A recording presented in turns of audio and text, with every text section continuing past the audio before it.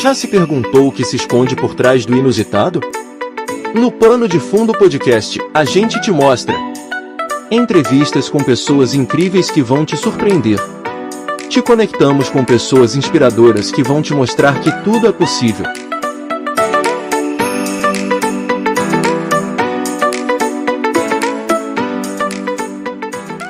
Bem-vindos a mais um Pano de Fundo Podcast. Hoje a gente vai falar sobre a vida, coragem e magia, aquela que nasce quando alguém transforma dor em esperança. Nossa convidada trabalhou anos com tecnologia até que a vida virou de cabeça para baixo. Em meio a quimioterapias, transplantes e lutas diárias, ela encontrou um propósito e fundou uma ONG, que já impactou mais de 2.500 crianças, com amor e fantasia. Sula Souza, seja bem-vinda. Nossa, que bonito! Muito obrigada! O prazer é todo meu estar aqui. Que alegria ter você aqui. Antes de tudo, quando você olha para essa história toda, o que sente? Mais orgulho ou emoção? Eu acho que é um misto dos dois. Eu acho que é uma alegria tremenda de poder participar. Primeiramente, muito obrigado pelo convite. É muito legal estar aqui, contar um pouquinho de mim, contar do Entregue Sorrisos. E te respondendo, eu acho que é esse misto dos dois, né? O tratamento oncológico é muito desafiador. Então, a gente passa por muita coisa, enfrenta muita coisa. E no meio ali de todo esse processo, conseguir encontrar o propósito que todo mundo fala, como é que você vai encontrar seu propósito, da onde sai. E no meu caso, surgiu nesse momento tão desafiador, né? Que foi o tratamento oncológico. Então, eu olho com muita alegria da minha trajetória, não só do tratamento, mas de tudo que a gente está construindo ali com o Entregue Sorrisos. O Entregue Sorrisos é meu filhinho, eu falo que ele foi gerado ali durante o tratamento e hoje ele está crescendo lindamente. Então, é os dois, é um misto dos dois. Você tinha uma carreira em tecnologia, mas em 2012 mudou com o diagnóstico de linfoma. Foram 7 anos de tratamento, transplante de medula e uma luta diária pela vida. Como foi atravessar esse período e descobrir força onde muita gente só tem medo? Foi difícil, viu? Principalmente abandonar esse mundo de tecnologia, né? Hoje tem esse boom, então eu trabalhava como instrutora de informática. Sou louca pela tecnologia, sou louca pelo Excel ainda. E o Excel, eu acho que é igual a gente, né? A gente tem que saber entender a cabeça do Excel ali para a gente conseguir levar ele. Então, é igual o nosso mundo. E quando eu fui diagnosticada com linfoma em 2012, começou tudo mesmo ali, não um spoiler, mas falando um pouquinho da doença, que eu acho que é importante falar. Começou tudo com um carocinho no meu pescoço. Então, correndo nessa loucura de trabalho, de faculdade, fui a fazer um rabo de cavalo e vi o nódulo no meu pescoço. E eu achei estranho ali, né? O que é aquele carocinho ali? Chamei minha mãe e falei, mãe, eu tô com um nódulo, um carocinho aqui. Ela, não é íngua, né? É uma íngua, você tava com a garganta inflamada esses dias, mas eu vou marcar uma consulta para você pra gente ver o que é isso. Passou nessa correria do dia a dia, sem conseguir agendar nada. Fui e prolonguei. Desse prolongar, tudo veio os sintomas a mais. Comecei a emagrecer, comecei a ter mais nódulos, comecei a ter suor noturno. Para você ter ideia, minha cama, eu tinha que trocar roupa durante a noite. Se torcia, saía água, assim, de tanto suor. E aí eu passei mal no trabalho e fui levada para o hospital. Quando eu cheguei no hospital, falaram para mim que era pedra no rim, porque eu senti uma dor muito forte do lado esquerdo do abdômen. Uhum. É pedra no rim. Vamos tirar essa pedra, a pedra está muito grande. Eu falei, mas gente, o que acontece? Vamos fazer um ultrassom. Fez o ultrassom, realmente apareceu alguma coisa ali, mas quando fomos ver, não era nada de pedra no rim, era o meu baço, que falam que geralmente baço não dói, a gente não sente dor no baço, mas o meu baço resolveu doer e ele estava o dobro do tamanho. Então, os nódulos já estavam ali. Então, foi muito, muito rápido, assim, para descobrir por conta da dor, né? E da febre bem intensa que eu tinha. E depois que eu fui diagnosticada com linfoma, foi bem na época do Gianecchini, sabe? Você lembra do Gianecchini? Estava ali fazendo um transplante de medula. Foi bem nessa época. E eu lembro até hoje, eu estava sentada no sofá da minha casa. E ele foi ticando ali. Olha, eu tive os sintomas... Na verdade, o jornal estava falando, né? Os sintomas que ele teve. A suor noturno e eu sentado fui ticando na minha cabeça. Tic, tic, não, eu tenho isso. Falei, eu devo estar com a mesma coisa que o Gianecchini tá. Pena que eu não poderia ligar para ele, né? E falar, oi, Gianecchini, tudo bem? Quero falar com você. queria, mas não tinha esse acesso a ele. E quando aí a doutora falou assim, não, vamos ver o que você tem, fez a biópsia e deu linfoma. E eu fui realmente tirada de tudo que eu gostava de fazer, né? Então, eu fui tirada do trabalho, fui tirada da faculdade, fui afastada de tudo, porque até então falam que o linfoma, ele é pelo estresse. Então, vamos te tirar tudo. E aí veio o baque, porque eu sou muito falante. Eu acho que vocês já deram para perceber que eu sou falante. E eu falei, caramba, e agora? O que eu vou fazer da vida, né? Tão nova, eu tinha 21 anos, mais ou menos. E eu vivi de casa para o hospital, do hospital para casa. E eu comecei ali a ver o hospital como a minha segunda casa. Então, hoje, as pessoas que cuidaram de mim, eu me tratei aqui na Santa Casa de São Paulo, ali na República, tenho um amor imenso pelo IKVC até hoje. Eu tenho tios lá, eu brincava, eu tenho sogra lá, eu tenho tudo, porque eu comecei a construir relações de amizade. E eu sempre fui muito bem tratada no hospital. Então, foi muito desafiador ter que deixar de viver até mesmo essa fase dos 20, 21 anos, né? Que falam que é a fase que você está agitada, que você está querendo construir muita coisa. E eu acabei construindo e tendo uma universidade da vida. Tudo tem uma razão. Tudo tem uma razão. Então, eu acabei construindo tudo que eu tenho hoje ali dentro do hospital. E aí, no meio dessa internação toda, você conhece a Jaque, é isso? Conheço a Jaque. Conheceu a Jaque. Conheci a Jaque. Pedagoga, apaixonada por crianças, que virou uma parceria de sonhos. Conta um pouco pra gente sobre essa parceria Jaque, e sobre a Jaque. A Jaque, ela é incrível. Era uma menina muito esforçada, muito linda.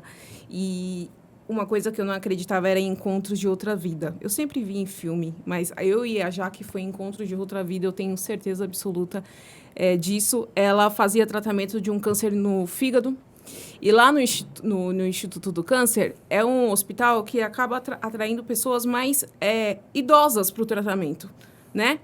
E a gente era as bebezinhas ali. Então, toda vez que a gente chegava na quimioterapia, o que as nossas netas estão vindo fazer aqui? Porque a gente era as mais novas. E a gente se encontrou durante o tratamento. A gente começou a ter essa amizade, né? De conversar, de querer fazer uma coisa. Ela estava se formando em pedagogia. Eu sempre fui muito louca por geek, né? Super-heróis, Homem de Ferro. Eu sou louca por isso até hoje. E ela falou, vamos fazer alguma coisa para que a gente pudesse ajudar as outras pessoas? Eu já tinha um canal no YouTube, porque eu quis abrir para compartilhar as vivências e o que eu passava durante o tratamento. E eu falei para ela, vamos. Só que, aí, infelizmente, em 2016, a Jaque veio falecer. Ela não obteve sucesso no tratamento, o tratamento acabou não fazendo efeito com ela, e aí foi um baque muito grande, assim, porque eu perdi a minha companheira ali, né? A gente brincava que era a B1 e a B2, os dois bananas de pijamas. E o mais incrível de tudo que hoje em dia a família dela me ajuda, a mãe dela é tesoureira da ONG, né? Ela faz parte do projeto com a gente. As sobrinhas dela, assim, são minhas sobrinhas, estão crescendo com a gente. Eu brinco que a Vitória, que é a sobrinha dela, vai assumir o Entregue Sorriso daqui uns dias. Então, você já está sendo treinada, vai lá, você vai tocar essa história. Então, a Jaque foi um presente muito bonito, uma amizade muito linda que eu tenho até hoje. Não é porque ela não está presente fisicamente aqui, mas é uma pessoa que eu carrego no meu coração. E a história dela eu faço o maior prazer de levar junto comigo. O Entregue Sorrisos não é só a minha história, né? Faz parte. E a minha cara ali está ali na frente, mas é a Jaque que deu essa ideia. E o nome Entregue Sorrisos é em homenagem a ela. Porque a gente não tinha nada, a gente não tinha saúde, não tinha emprego, não tinha expectativa de vida, mas a gente sorria, a gente brincava, a gente tocava o terror naquele hospital.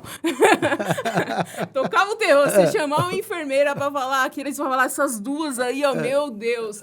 Então, o nome é em homenagem a ela. Ai, que bacana. E aí você estava me contando lá fora, você fez quimioterapia e você acabou tendo sucesso, a sua cura, com outro tratamento. Isso. Conta rapidinho para nós, assim, só para... O linfoma, ele é tratado com quimioterapia, né? De início de protocolo.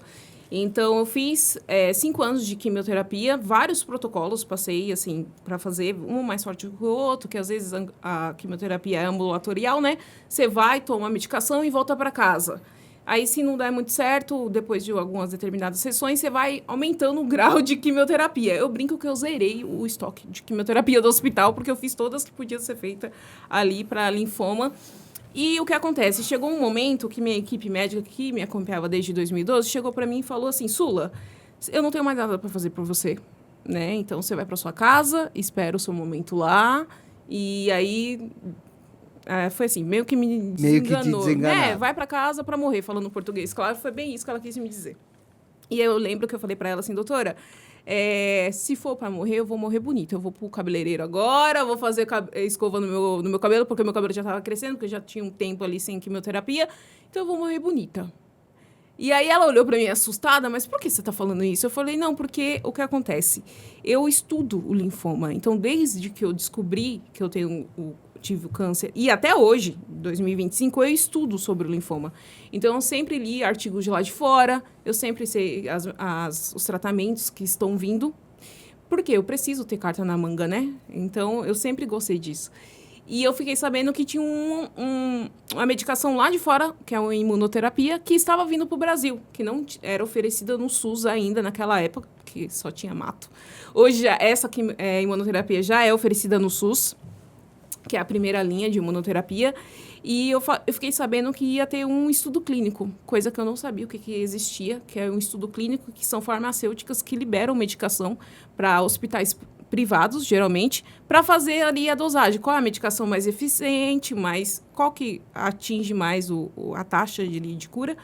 E eu fiquei sabendo disso. E aí eu falei para ela, doutora, está tendo um estudo clínico, mas para você entrar nesse hospital de referência aqui em São Paulo é quase um milagre. É um milagre. Eu falei, doutora, eu trabalho com quem faz milagre. Então, deixa comigo. Eu vou entrar nesse hospital e vou me curar. E foi o que aconteceu. E aí você fez o tratamento? Eu fiz o tratamento, fiz a pesquisa clínica, que hoje em dia é até legal para falar para alguns pacientes que estão em tratamento. Pesquise sobre pesquisa clínica.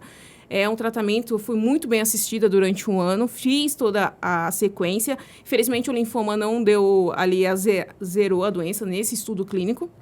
E eu fui para a segunda linha de protocolo de imunoterapia e zerei a doença em 3 meses. Então, esse 1 ano que eu fiz ali de protocolo de imunoterapia fez o meu corpo respirar, porque eu vim de 5 anos de bomba de droga, né, de quimioterapia muito fortes. Então, esse 1 ano, meu corpo soube respirar, soube se limpar ali, para que eu recebesse a carga depois do transplante de medula óssea, que também é uma bomba de quimioterapia. Então, eu zerei o linfoma com 3 meses de imunoterapia, dessa segunda protocolo, na qual eu consegui, via Justiça Social, perdão, estou misturando a ONG com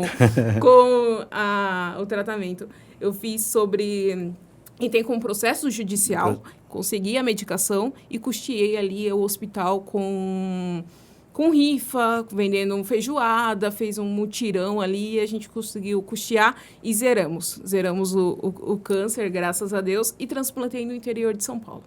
E aí nasce o Entregue Sorriso nessa loucura toda.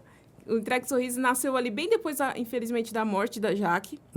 E o que é Entregue Sorrisos? A Entregue Sorrisos, eu falo que ela é o que de bonito eu consegui fazer com os pedaços que sobraram de mim. Então, ela é uma ONG onde a gente visita crianças em hospitais públicos aqui de São Paulo com personagens. Então, a gente leva Homem-Aranha, Homem de Ferro, as princesas, Frozen, tudo que você pode imaginar, Power Rangers, tudo a gente leva. Então, a gente tem parceria com alguns hospitais aqui de São Paulo. A gente agenda a visita e vamos ali com voluntários. A gente trabalha 100% com voluntários para ir visitar os hospitais. Então, a gente chega lá, entra no quarto, conversa com as crianças, anima, e as crianças gritam, brincam.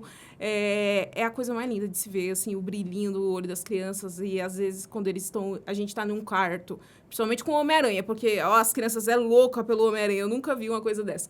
A gente tá num quarto com o Homem-Aranha, as outras crianças vêm do corredor correndo, Homem-Aranha, pula! E esquece o momento que elas estão passando. Principalmente, não só as crianças, mas como os pais. Então, aquilo ali é a coisa mais linda que eu pude fazer com tudo que eu passei durante o tratamento.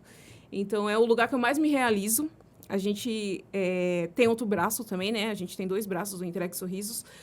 Não só no hospital, que é a nossa visita ali, mas também temos um braço na comunidade, na favela, lá no Jardim Eledi, no Capão Redondo, onde a gente trabalha com as crianças mais na parte educacional.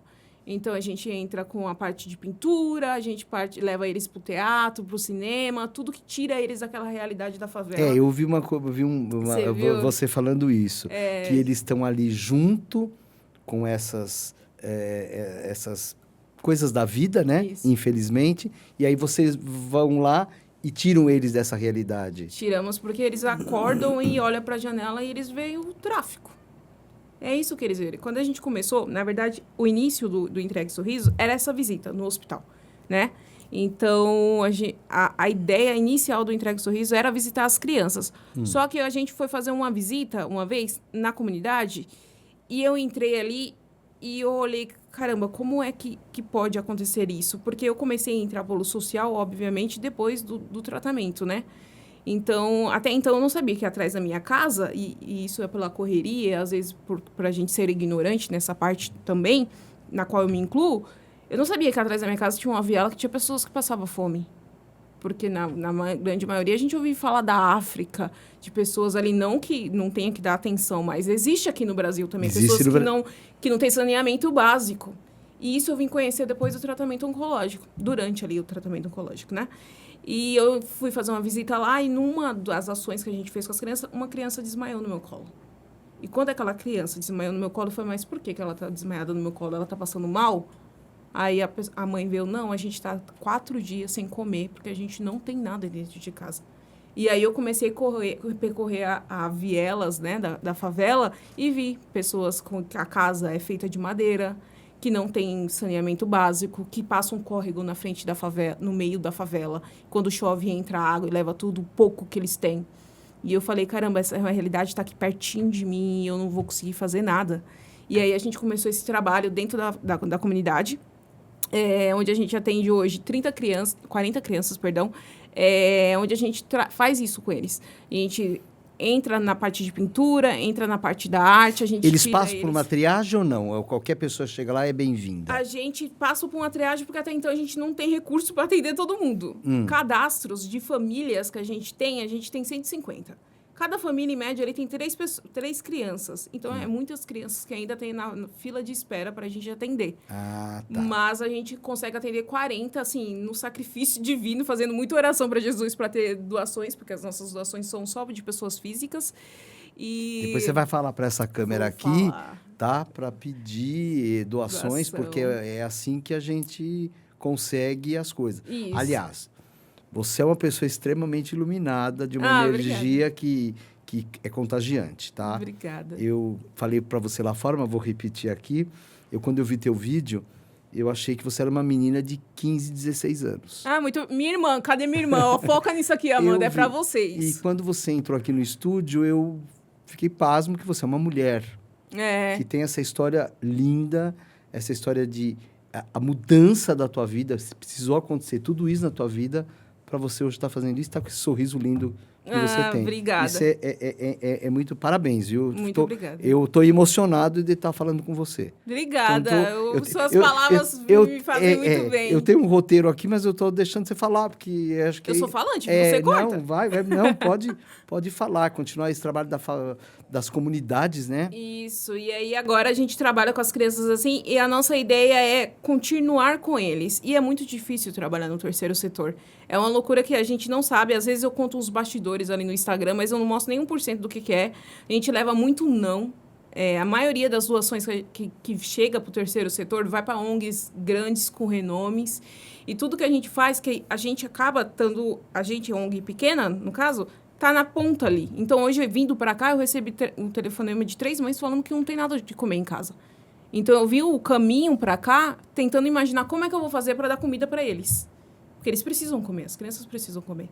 Então, é um trabalho árduo, a gente se estressa muito. Eu até brinco com o meu médico, falei, pelo amor de Deus, esse remédio fez efeito mesmo, né? Porque os estresses que eu passo agora é muito estressante. E a gente conseguir fazer as crianças pensarem num futuro bom, a gente tem que dar estrutura para elas. Então, eu não posso chegar só a tia Sula, igual eles me chamam, no final de semana, que a gente, felizmente, só consegue atender nos sábados, porque a gente não tem uma sede, a gente usa a associação local, ali do Jardim Heredi, no qual o presidente cedeu o espaço para a gente fez uma parceria muito bonita, ele fala, não, pode usar o espaço para vocês fazerem o trabalho de vocês, que realmente é um impacto muito impressionante. A tia Sula chega uma vez por semana e fala, olha, não pode fazer uso de tal coisa, sendo que eles veem na janela deles. Eles veem a mãe usando, o pai usando. Então, é muito mais profundo o trabalho do que qualquer pessoa pode imaginar.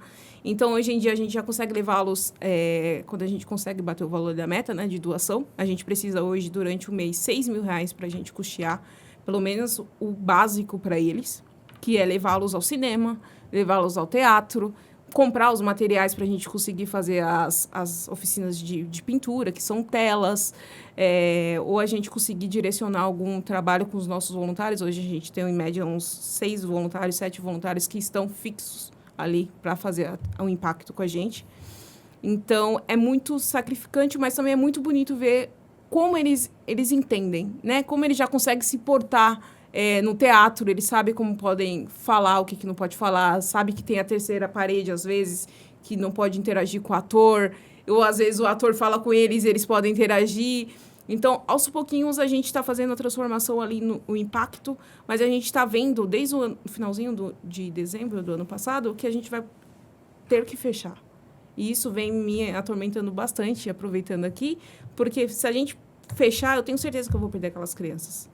Eu vou perder aquelas 40 crianças pro lado não tão bom da vida. Da vida. Então, a gente está nesse momento agora de tentar captar recursos. Então, fica aqui o meu apelo, vou até olhar aqui. Se tiver alguém que queira fazer com a gente, entregar mais sorrisos, seja no hospital, seja na comunidade, venha com a gente, conheça o nosso trabalho, é lá no Instagram, @entreguesorrisos, para a gente fazer a diferença naquela vida daquelas crianças, porque a gente não pode perdê-las pro tráfico, para ser aviãozinho e entre outras coisas que eles passam no dia a dia da vida deles. Então, a gente tem muito esse sacrifício de captar recursos. O que me marcou muito, estou emocionado, sabia, de falar com você, mas eu vi lá no vídeo que quando essas crianças chegam, que você pergunta, o que você quer ser? E eles não sabem nem tem ideia do que o que essa pergunta significa para eles. O que é que você quer ser? Eles não tinham ideia. Como é que você... E foi bem nesse dia que o garotinho desmaiou no meu colo. Porque eu cheguei para ele, porque a gente... É normal perguntar isso para criança, né? O que você quer ser quando crescer? Quero ser médica, quero ser isso. E no início, eles não sabiam. Ou eles me falavam, eu quero, sei lá, vender droga. Eu quero ser chefe de alguma coisa. Aí eu falo, mas menino, pelo amor de Deus. Eu até brincava, Senhor Cristo. Mas como? Não, porque isso dá dinheiro, tia. Isso dá dinheiro. Eles falavam bem assim pra mim. E hoje não. Hoje, se você chegar lá na comunidade, em alguma ação nossa, você vai contar, o que você quer ser? Eu quero ser bombeiro. Eu quero ser médica. Eu quero ser veterinária. E o que acontece? Hoje a gente tem 2 projetos com eles, que a gente separou as turmas. Então, as turmas dos pequenininhos e as turmas dos maiorzinhos. E a gente trabalha isso com eles. Então, os menorzinhos hoje estão trabalhando com o que eles querem ser quando crescer. Então, tem 2 garotinhos que querem ser bombeiro. A gente vai levar eles lá num posto de bombeiro, eles vão passar a tarde com os bombeiros, aprendendo como é ser um bombeiro. Tem a garotinha que quer ser médica. A gente não consegue levá-lo no hospital, porque, obviamente, é cheio de doença, é perigoso para eles. A gente trouxe a médica até o espaço. Então, ela ensinou sobre o corpo humano, os órgãos. Então, a gente está trabalhando isso com eles e, no final do ano, a gente quer fazer um teatro, onde eles vão interpretar ali o que eles querem ser, a profissão deles. Já os maiorzinhos, a gente já passou por esse projeto, e hoje eles estão fazendo a mini empresa deles. Então, a gente começou a trabalhar com eles como um mini empreendedor. Olha, isso aqui é uma empresa, é assim que a gente cria. A ONG vai custear, sei lá, R$50 investindo na sua empresa. E o que você quer fazer? Eu quero vender bolo de pote. Eu quero vender geladinho. Eu quero, sei lá, vender... Qual é o menino que... ele quer ter uma doceria. Quero ter uma doceria. Então, a gente vai montar. Então, vamos trabalhar em cima disso. Em cada ação nossa, a gente monta para eles o produto. Então, esses dias teve uma oficina que o menino quer ter uma loja de super-heróis. Então, a gente começou a fazer capa, máscara, e todo mundo vai ajudar o amigo a montar os produtos dele. E no final do ano, a gente vai ter a feira de exposição para eles verem que a gente pode ganhar dinheiro de outra forma. Então, é isso que a gente está trabalhando hoje em dia com eles a curto custo, porque... Por exemplo, a gente passou agora quase um mês passado sem conseguir fazer ação, porque a gente não tinha caixa. Então, toda vez que a gente consegue levantar um valor, a gente vai lá e continua o projeto. Mas é lindo de se ver. Eu amo minhas crianças. Eu amo. E dentro dessas festas de super-heróis, você já falou várias coisas, né? Mas tá aqui para te perguntar, criando aniversários para as crianças das comunidades, em meio a toda essa dificuldade, teve alguma festa ou alguma reação que ficou marcada em você, assim? Eu acho que todas têm uma reação. Mas a festa dos heróis, eu acho que é a chegada do Mickey. O Mickey foi impressionante porque não foi só as crianças que ficaram paradas com o Mickey. Eu fiquei parada com o Mickey. Os voluntários ficaram parados com o Mickey, porque é o Mickey, né? Mickey, Então, a gente conseguiu levar o Mickey, sei lá, a gente trouxe a Disney pro meio do Capão Redondo. Então, quando ele chegou assim, e é engraçado que eu tenho um contato com quem é a pessoa que faz, eu falo com o ator, enfim, eu que cuido dessa parte, né? Quando ele se transformou, ele se vestiu, eu não vi mais ator, eu não vi ninguém ali, eu vi o Mickey. E eu fiquei parada, eu esqueci tudo que eu tinha que fazer. Eu falei, meu Deus, o Mickey, eu consegui trazer o Mickey. Então, eu acho que o Mickey foi muito marcante, o Shrek foi muito marcante. Quem mais? Os heróis. Quando os heróis chegam, para tudo, para a rua toda. Os heróis também, a gente já levou heróis para entrar no shopping, aí foi uma loucura, porque eu nunca levei tanto pisão no pé para segurar, para barrar herói. E no hospital, eu acho que no hospital a sensação é o Homem-Aranha. Ele vai ficar se sentindo agora, mas ele ele. Ele vai ficar se sentindo, porque ele adora, mas é ele. Ele para, ele mexe. Pra você ter ideia, a primeira ação que a gente fez em 2017, a gente levou o Homem-Aranha, levamos quem mais, Jesus? O Jack Sparrow, e tinha outra pessoa, que eu não me recordo qual é a pessoa. Teve enfermeiro que estava largando a UTI, pra vir tirar foto com a gente com os personagens, porque a gente para. Eu gosto de falar, quando a gente chega no hospital, a gente não cura só ali o que as crianças estão fazendo. A cura não, né? A gente alivia ali o que as crianças estão passando. Mas a gente tem também voluntários que vai conversar com a mãe. Porque quando eu estava internada, muitas pessoas queriam me ver. Eu quero lá ver a Sula, como é que tá a Sula. Mas não perguntavam da minha mãe. A minha mãe ficou 24 horas comigo no hospital. Que no fim é o apoio que tem. Que ela se cansava. E todas as crianças têm isso. Minha mãe ficou 7 anos dormindo numa cadeira, praticamente, né? De acompanhante. Ninguém chegava lá e perguntava, você quer alguma coisa? Você quer ir para casa dormir um pouquinho e eu cuido aqui da Sula? Porque geralmente eu ficava bem mal e ela ficava lá. Não, ninguém ficava. Então, hoje eu falo para os voluntários, quando você entrar, quem vai? Os heróis vão para a criança, vai brincar com as crianças, né? Mas vai falar com a mãe. Conversa com a mãe, senta do lado, vai ver o que a mãe precisa tomar um café, fica aqui e deixa a mãe lá tomar um café. A gente atrasa a ação, não tem problema. Fica aqui e conversa com a mãe, porque a mãe precisa de atenção, né? E eu falo muito para os voluntários também que o quarto do hospital é a casa da pessoa. Eu praticamente odiava, olha como eu odiava, quando chegavam no meu quarto, entrava sem pedir licença. Entrou, quero ver o que está acontecendo. Não, é meu quarto ali. Eu tô, né? E no hospital é a mesma coisa. Ali, a mãe, a criança, é o quarto dele, é a casa deles. Entra, peça licença. É verdade. Né? Eu posso entrar? Conta o que vai acontecer. A gente sempre faz isso antes da ação, antes do herói chegar. Oi, tudo bem? Eu sou da Entregue Sorrisos. Eu posso entrar? Pode. Olha, a gente vai trazer uns personagens aqui. A senhora autoriza eu entrar? Eu posso vir visitar seu filho? Pode. Aí a gente dá uma autorização de imagem, tudo bonitinho. Não, eu não quero tirar foto, não quero filmar, não tem problema. Mas se a senhora autorizar, o herói vai vir aqui e vai conversar com seu filho. Ok, tá, e segue. Eu acho que manter e ter a empatia e o respeito é aquilo que abre porta. Minha avó sempre falava, saiba entrar e sair dos lugares. Exatamente. Né? Então, eu levo isso muito para mim, saiba entrar e sair dos lugares. Então, isso a gente leva de um lema do Entregue Sorriso. E hoje, com mais de 2.500 crianças impactadas que viram o teu trabalho, você olhando lá para trás e ver o que você, Sula, enfrentou particularmente na tua vida, e você agora, com toda essa energia e força, curando o coração de outras pessoas, o que esse trabalho mudou em você como ser humano? Não precisa nem falar, eu até imagino, mas o que ele mudou mais em você? Sabia que eu não tenho muita noção? Noção, assim, do meu trabalho, do impacto do meu trabalho? Porque eu acho que a gente vai fazendo E aí, quando você vai falando, a gente vai tendo esse impacto, né? Eu acho que é quando a gente vê o nosso trabalho, por exemplo, eu estou aqui conversando, falando sobre, a gente tem noção do que acontece por fora, né? Da magia, a magia que acontece. Sobre o que mudou em mim, eu acredito que eu aprendi a olhar para as pequenas coisas da vida. Então, hoje, por exemplo, eu passei muito tempo internada. Então, eu não sentia o vento, né? Eu vivi em quarto isolado. Eu passei, por exemplo, o transplante, eu fiquei internado 2 meses. 2 meses isolada, eu não saí do hospital. Quando eu consegui levantar da cama, as enfermeiras que me levantavam, eu pensei que eu não ia ficar mais em pé, porque minhas pernas doíam muito. Então, hoje eu dou valor a isso. A vir para cá e conseguir abrir a janela do carro e sentir o vento na cara, no rosto, balançar o cabelo, bagunçar o cabelo. E eu tento passar isso para as crianças. Olha, presta atenção na lua. Olha para a lua.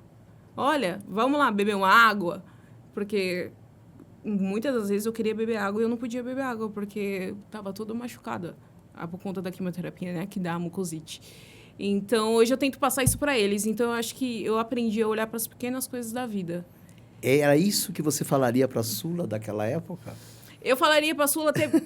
eu falaria para a Sula ter paciência, que é uma coisa que eu não tenho muito, não. Isso eu estou trabalhando em mim. Eu não tenho muita paciência e eu falaria para ela chorar. Eu não chorei durante o meu tratamento. E isso eu acho que hoje mexe muito comigo por não ter conseguido chorar. Eu acho que eu me cobrei tanto, eu me reprimi muito, que eu não consegui chorar. Eu me emociono, mas chorar, de jogar pra fora, sabe aquelas cenas de filme que você tem que quebrar tudo? Não fiz isso. Então, todas as vezes que eu falo eu tenho muito contato hoje em dia. Hoje eu parei um pouquinho de postar mais no Instagram, sou cobrada interiormente para falar mais sobre o câncer. Quero voltar agora em agosto, mas sempre quando eu tenho a oportunidade de falar com alguma paciente, eu falo, chora, alivia, tira tudo para fora, porque isso vai fazer bem para você. Então, eu acho que é isso que eu falaria para a Sula de lá. Tenha paciência e chore. E chore. E alivie, que isso vai ser bom para você. Você é uma fortaleza. Ah, obrigada, que isso. E você passa essa emoção, sim. Eu soube que você realmente, você já falou isso, vocês não têm patrocínio, você pede, né, ou solicita, às vezes, pelo Instagram, que as pessoas contribuam.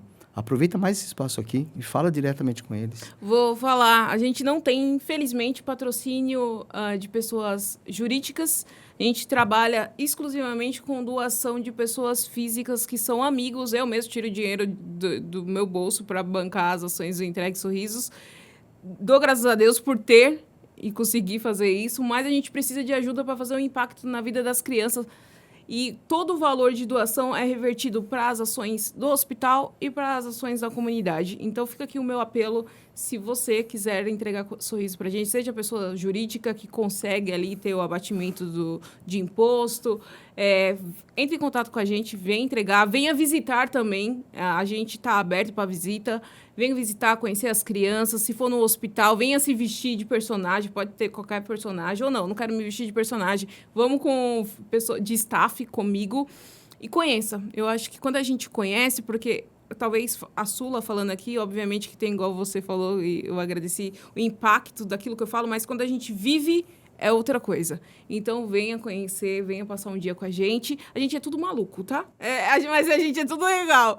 E vocês vão gostar, certamente, do nosso trabalho.